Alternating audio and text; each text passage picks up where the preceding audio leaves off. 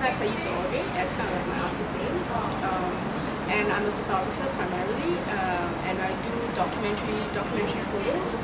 I'm Singaporean. I have been living in London for the last 3 years because I went there to study, and then I stayed on for another 2 more years to work and then just to live in London. And then I just moved back to Singapore at the beginning of this year, and I hope to be based in Southeast Asia. I had some basics. I took basic courses, and then I was in the photo club, so it was at a very amateur level. And then I like to read National Geographic magazines, which I'm sure a lot of people of my generation, I'm not sure of your generation, but I think my generations and before, we were very inspired by National Geographic magazines. Like the photos were really nice, you know, it showed you worlds where you can only imagine, like you wouldn't be there, but you can imagine, you know, what is it like. So it's that sense of curiosity that made me want to choose photography. And it's also that, I don't know, just photographer just seems like quite a nice job. So then after I graduated, I started taking courses at Objectives. That's where I met a lot of my mentors.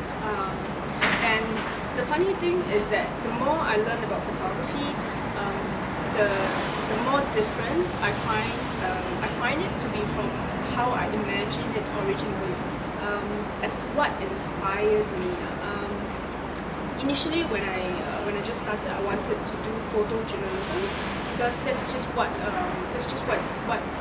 I was exposed to at the time, you know, newspapers, magazines, and then after that, as I started, you know, taking photojournalistic pictures, stories, I realized that that's not. I'm not satisfied with the photos. So then I started exploring other kinds of photography, and then eventually I found that I think documentary suits my nature more, suits my personality, suits the kind of stories that I want to tell. So I'm just very interested to explore what's happening, what do they think, what are the impact, what are the consequences that their development have on their people. And Laos, I came across it when I was, you know, I love trains, so I came across this Trans-Asian Railway Network map, and basically it's a map that's conceptualized by UN. The plan is to build a network of railway tracks that would connect all of Asia to Europe, not through the existing Trans-Siberian network, but through a much shorter route, like via Burma and then India and then Pakistan and so on. So as I was studying the map, I found that Laos is it's landlocked and it doesn't have any railway tracks at all. So that's like one of the biggest missing links. So that's how I got curious. And I went there to find information because there wasn't a lot of news on the internet. So then the more I found out about it, so the train, I would say, is a kind of opportunity that allowed me to go to Laos. And as I found out more about Laos, right, the more interested I got because it's such a particular country, you know, that's dying to develop. Like they really want to get out of the least developed countries category, and then, you know, they're trying so hard to modernize, to have developments, foreign investments, and I think that's. But the thing is, for them, it's really challenging because first of all, they're landlocked, so they don't have that kind of infrastructure that facilitate development. And then they don't have a lot of people, and their people are not really, the nature of the people, it's more laid back, it's more chill. So, you know, they're so used to farming, and then suddenly you ask them to work in factories, you know, to do something different. It's just this very big inertia that's going on. So that's how I became interested in Laos. And then, so the project that I'm working on right now is looking at this potential,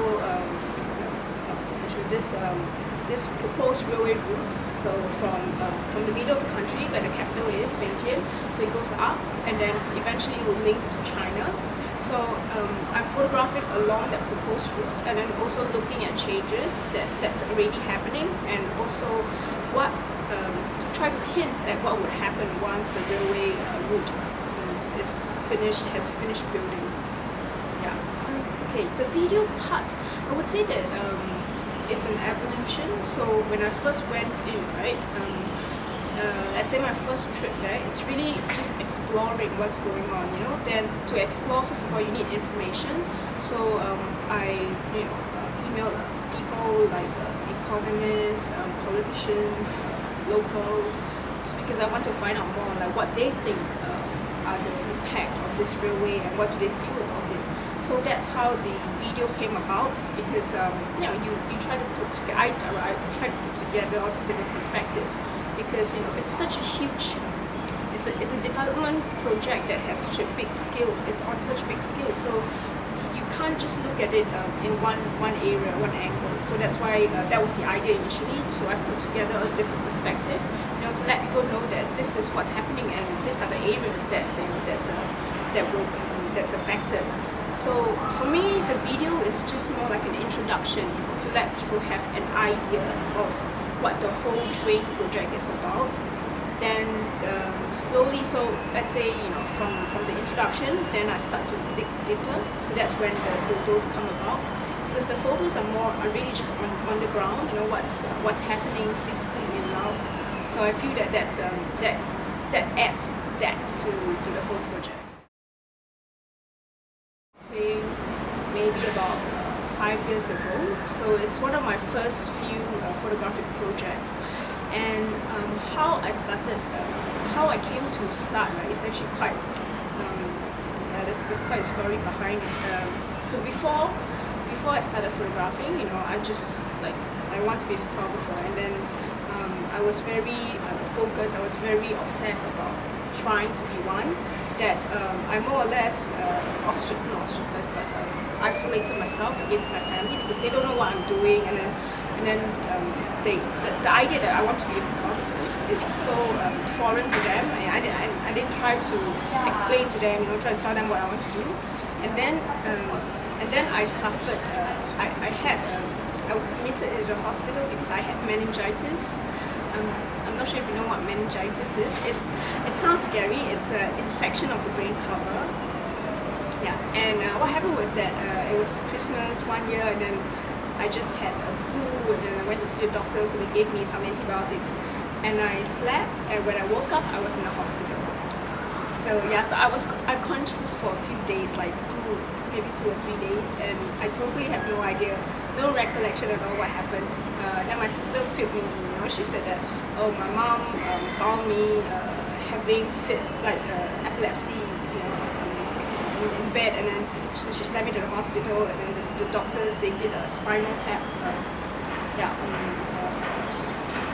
Because they needed a spinal fluid, so they had to do a spinal tap, and apparently it's very painful procedure, but I didn't react at all, so it just goes to show how deeply unconscious I was. And then she was saying, how worried my parents were, and then my friends were there, and it's like the doctors, they were actually, because there are 2 types of infection. It could either be virus or bacterial, and one of this type is lethal, is fatal.